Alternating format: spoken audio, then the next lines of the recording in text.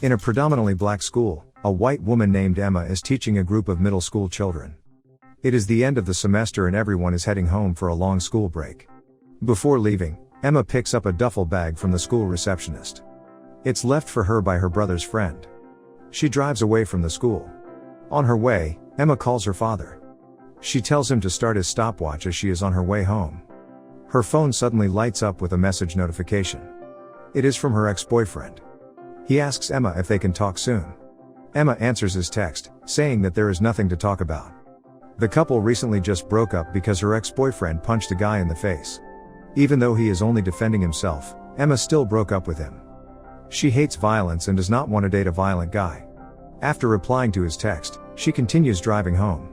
Suddenly, her car breaks down. She pulls over by the side of the road and opens up the hood. She tries to look around to fix her car.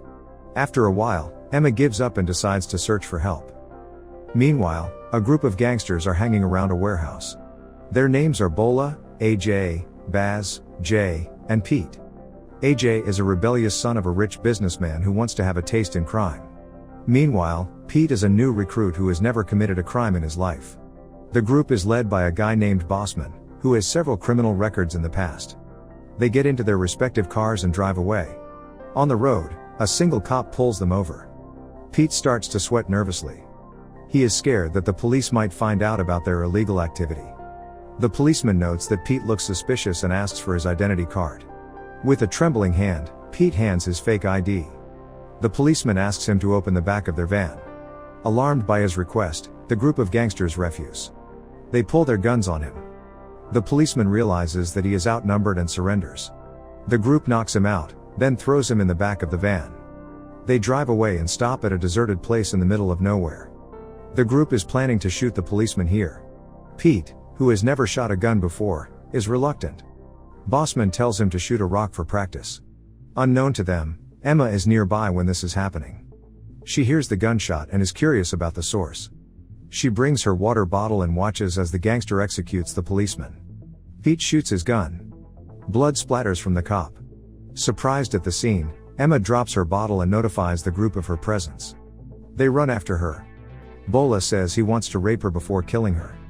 He handcuffs Emma to a metal post and takes out his knife. While the group is focused on Emma, the cop crawls away to his car. Apparently, he is not dead like the group thought. Emma catches his eyes as he tells her to distract them. She nods and cries loudly. Just when Bola is going to forcefully take Emma's clothes off, the cop succeeds. He manages to hop into his car silently and drives away. The gangster sees this and runs after him. Bossman catches up to the policeman. He aims at him with a sniper and shoots his head. The policeman is, without a doubt, dead. With everyone gone, Emma tries to escape. With her feet, she reaches Bola's bag to grab his handcuff key. She unlocks her handcuff and takes Bola's knife. Emma runs to her car quietly and grabs her duffel bag. She remembers training from her father, Jacques, who is in the special force. In the past, Jacques told his daughter that everything can become a weapon. As a child, Emma has been trained to defend herself. She is not going to go down without a fight. Meanwhile, back home, Jacques is concerned. It has been a while since Emma called and she still hasn't arrived. He tries to call her but nobody picks up. Not long after, he gets a call from his friend.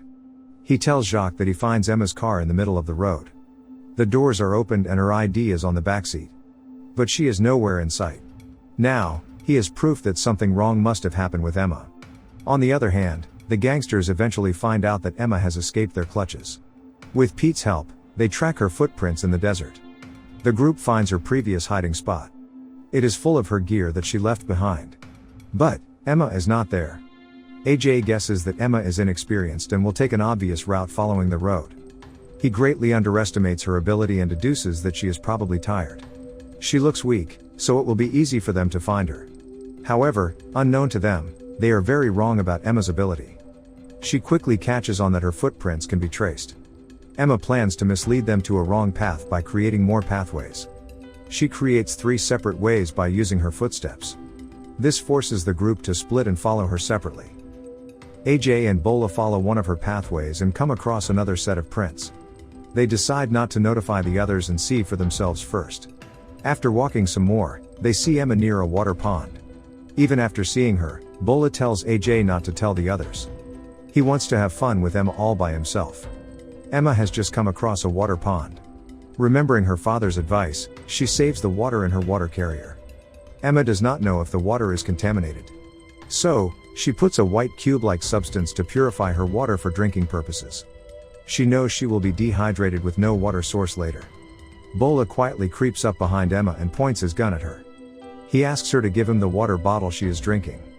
He comes closer and touches her necklace. Bola forcefully kisses her as Emma cries. She tells him she does not want to hurt him. He laughs at her and slaps her. Emma is fed up by his behavior and quickly takes out her knife behind her. She stabs his chest and warns him that he messes with the wrong girl. Bola dies while staring in surprise at her face.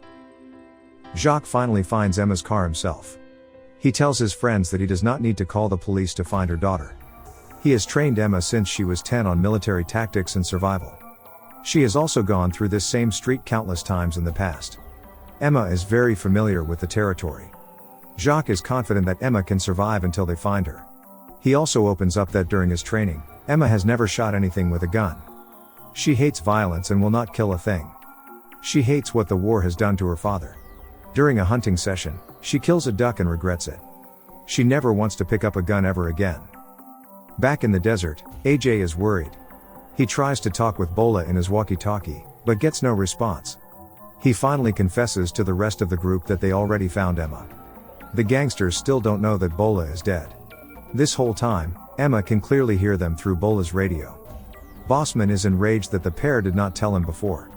He instructs AJ to shoot Emma if he gets into contact with her. AJ approaches the water pond and finds Bola's corpse. He notifies the group that Bola is dead and Emma killed him with a knife. She also takes Bola's gun and radio before running away. The gangsters know she is listening the whole time. Bossman tells AJ to stop talking in their walkie-talkie and shoot his gun in the air. The group wants to know his location and catches up to him. Hearing this, Emma laughs and mocks Bossman through Bola's radio. She tells the group that she will call the police in 4 hours, so they should catch her before then. Although she warns them they will not be able to. AJ continues to follow her footprints blindly. While he is not looking, Emma suddenly drops a huge rock on his head from above. But he is still alive and pounces on her. They wrestle each other to the ground. Emma manages to grab his gun and shoots him. 2 gangsters are now dead. The group catches sight of Emma from afar. Bossman scopes with his sniper and pulls his trigger. Emma takes cover. All the bullets miss her. She enters a house and hides. Baz, Jay and Pete follow after her. However, they are getting slower and weaker after drinking contaminated water. Their moves are uncoordinated. Their visions are blurry. With a surprise attack, Emma easily kills Jay. Next, she quietly captures Pete. She holds her knife to his throat. He begs her to spare his life. He pleads for her to let him go. He promises to run away quietly and not tell anyone where she is. Emma feels pity for the guy and lets him go. Pete runs outside of the house and screams. He lets everyone know that Emma is inside the house. Pete breaks his promise to Emma. She shows him no mercy and throws a knife to his back. He falls to the ground, dead. With her position revealed, Emma has to move to another safe house. She enters quietly. Inside, Baz is already waiting for her. From the dark, he tackles Emma to the ground. He punches her to the ground. Thinking Emma is unconscious, Baz gets up. However, while Baz is not looking, Emma grabs a sharp wood. She stabs him in the shoulder. He screams in pain and takes a step back. He pulls out his gun, pointing it at Emma. She raises her hand. Emma knows she is not fast enough to beat a gun with a fistfight. She mocks Baz and goads him to shoot her. Baz's pride is hurt and he throws out his gun. He tells her that he will show how women should be treated in the kitchen. Meaning that, he will beat her up with his own fist. As they are fighting each other, Baz smashes Emma's head against the window. She staggers around and grabs an iron. Emma lifts and smashes it against his head. Over and over again, until he is dead. Emma has killed 5 of them. Only Bossman remains alive. Emma heads out of the house. But Bossman is already waiting for her, with his gun pointed right at her. After telling her that his goons are replaceable, he lowers his gun. He wants a fair fight with Emma, without any leads from him aiming first. They both lower their guns to their hips. They stare at each other. Within a breath, they quickly snap up their arms and shoot. Both of them raise their arms at the same time as they jump. It turns out, Emma comes up victorious. She manages to shoot Bossman right in his heart. She kills him in an instant. Emma also takes a bullet in her collarbone, only inches away from her heart. She is hurt, but still alive. She shakily walks back to the main street where her father is waiting. Identifying her daughter from afar, Jacques runs after her. The father and daughter hug each other. Emma cries in his embrace and tells him she finally learns how to shoot. After years of refusing to hold a gun, she finally learned things the hard way today. People can be evil, acting worse than animals. It is about time she also has to defend herself. Subscribe to watch more videos like this, turn on notifications, and leave a like and comment to help the channel. Thank you for watching, and see you next time.